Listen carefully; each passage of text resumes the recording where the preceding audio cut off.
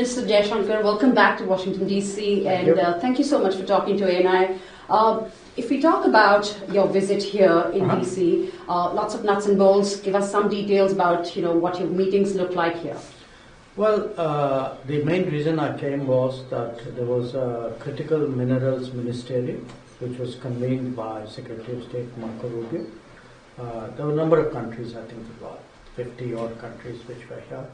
So that meeting took place today. In fact, it's still going on. I took a break from that.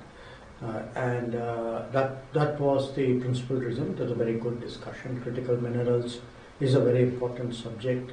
The US has been a partner for some years. Today they launched a new initiative called Forge, which we have supported. It's a kind of successor to the Mineral Security Partnership.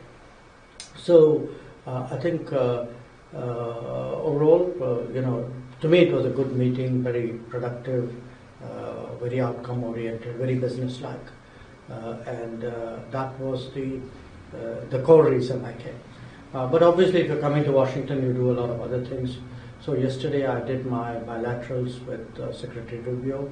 I also had a meeting with the Treasury Secretary, Scott Bessent.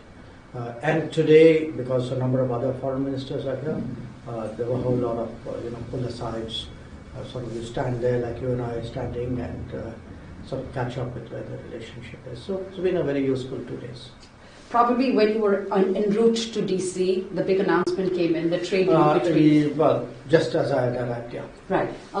Talk to us about, the talks on the trade deal. Were there discussions on that ever since the announcement was made? Well, not directly with me, because that's being handled by Commerce and Industries Minister Piyush Goyal. So what we have is... the Prime Minister and the President had their conversation. There were some announcements which came out of it. So thereafter, I think there's a detailing of the trade negotiations, which is sort of underway as we speak. So that's really where things are. Right. Is there a timeline that we can expect anytime?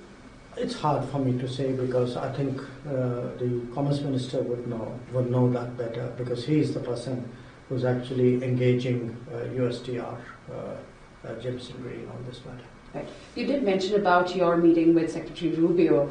Talk to us in detail about what you can share at this point. What those conversations were like. Well, we did yesterday a fairly detailed review of our bilateral cooperation. So it's natural when foreign ministers meet that you discuss what's the diplomatic agenda. Also the calendar, what do we expect each one of us to do this year together. So a lot of our discussion was devoted to that, the bilateral side. But again, foreign ministers meet, we talk our business, it's Indo-Pacific, it was what was happening in West Asia, Middle East, Gaza, etc., Ukraine conflict.